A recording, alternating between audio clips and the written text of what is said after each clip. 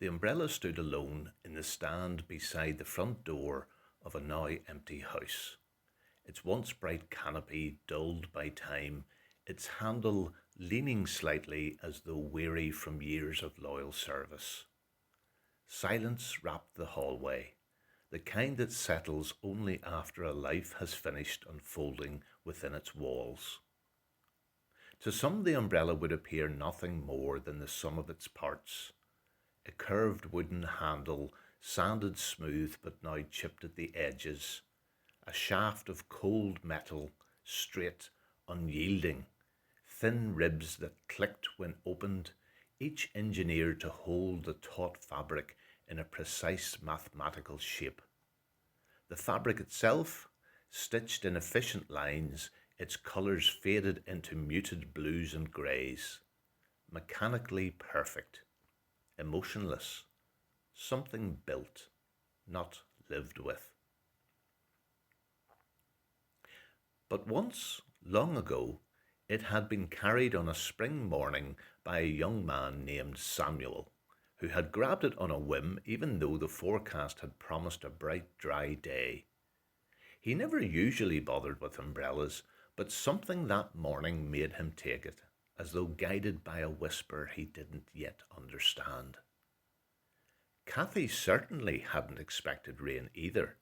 She had dashed out of her office in only a thin cardigan, arms wrapped around herself as she hurried down the street. Then the sky burst open. The rain was sudden, heavy, relentless, and within seconds she was drenched, shivering, trapped beneath an awning that offered little more than hope. And then a patch of shade settled above her, soft, wide, unexpected.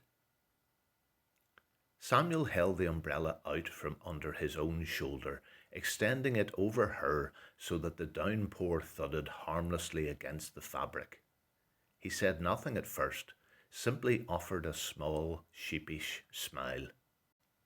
She laughed, because what else can you do when your previously dull life is suddenly and unexpectedly everything you hoped it could be? They walked together and the world around them disappeared. The next day they did the same, and another, and another. In time, there was a ring and a dress and a church filled with flowers that hung heavy with scent. On their wedding morning, the sky broke open once again, this time in a steady, soaking rain that drummed against the roof like an impatient guest. Samuel stood outside the church doors, pacing in nervous circles, clutching the umbrella with both hands as though it were the only thing keeping his dream from ending.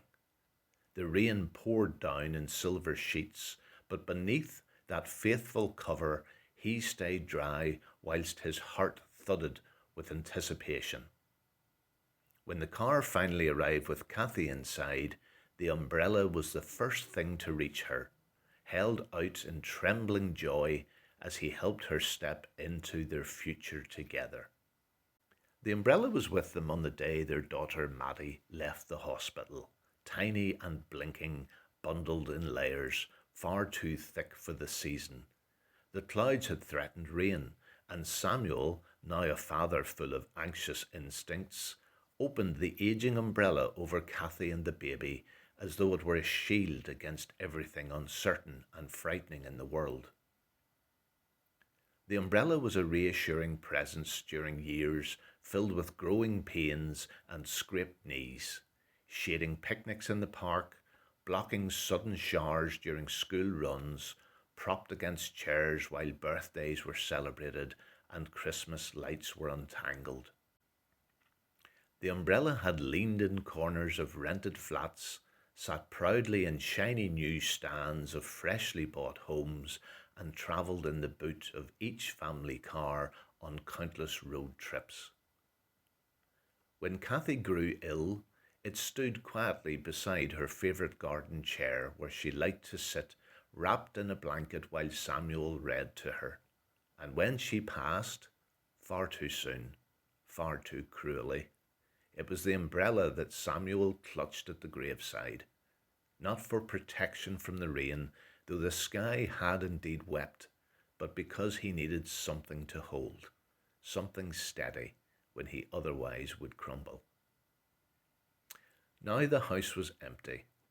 Samuel had lived many quiet years after Kathy, but now they were finally reunited.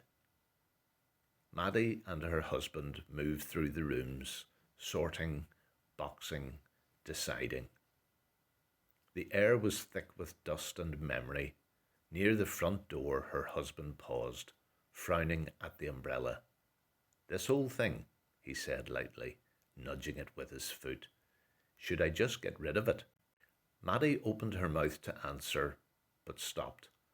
A tight, compelling feeling rose in her chest. She stepped closer. Outside, the sky simmered with gathering storm clouds, heavy and bruised, the way spring skies often were before breaking open.